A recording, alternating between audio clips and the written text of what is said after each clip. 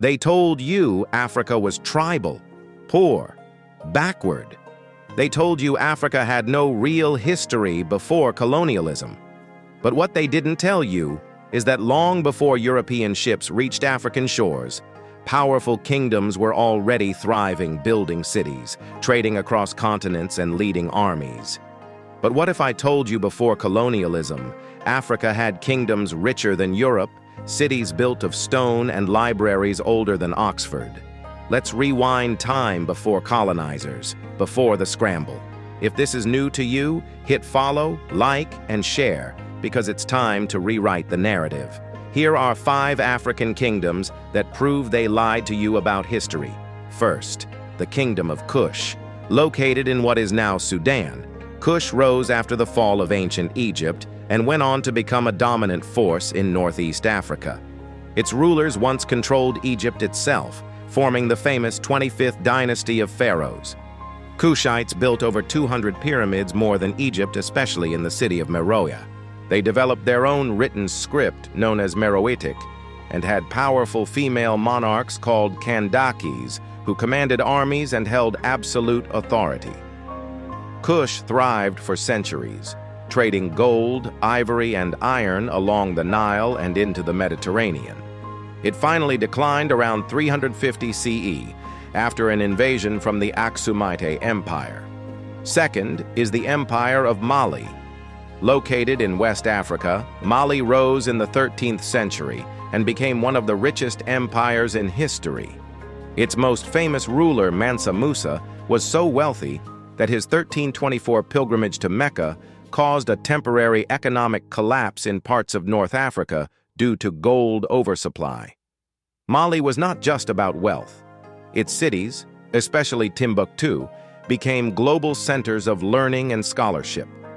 Thousands of manuscripts were written on science, law, philosophy, and religion. Many of them still survive today. The empire began to decline in the late 1500s due to internal conflicts and foreign invasions. Third, the Kingdom of Aksum. Aksum was based in present-day Ethiopia and Eritrea, and it was one of the greatest trading empires of its time.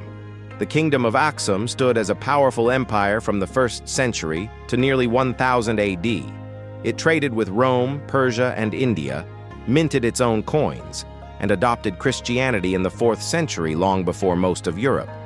Aksumite kings commissioned towering granite obelisks that still stand today. It was one of the most technologically and culturally advanced civilizations in Africa at the time. Aksum's influence would shape Ethiopian identity for centuries. It eventually declined due to shifting trade routes and environmental changes. Fourth is Great Zimbabwe. Located in southern Africa, this was a powerful city-state that flourished between the 1100s and 1400s. This was Great Zimbabwe, the capital of a powerful kingdom that controlled gold and ivory trade routes stretching to the Indian Ocean. Its name means stone houses, and for good reason. The city was built from enormous stone blocks, all placed without mortar, forming towering walls and enclosures. The city housed up to 20,000 people.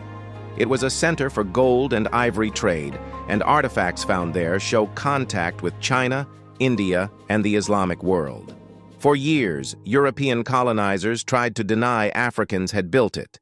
Today, it stands as undeniable evidence of advanced architecture and statecraft in pre-colonial southern Africa.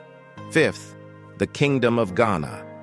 This empire existed in West Africa from around 300 to 1200 CE, long before modern Ghana was formed. It controlled vital trade routes across the Sahara and became one of the richest regions in the world at the time. Arab historians wrote that gold was so abundant in Ghana that it seemed to grow from the ground. Ghana had a structured legal system, a powerful army, and a capital city where trade, diplomacy, and justice thrived. It eventually fell to invasions, but not before laying the foundation for later empires like Mali and Songhai. Africa before colonialism was not a land waiting to be discovered. It was already thriving with empires, economies, and cultures that rivaled anything in Europe or Asia. These stories were buried, but they're not lost. Now it's your turn. Which of these kingdoms surprised you the most? Comment below and tag someone who still thinks Africa had no history.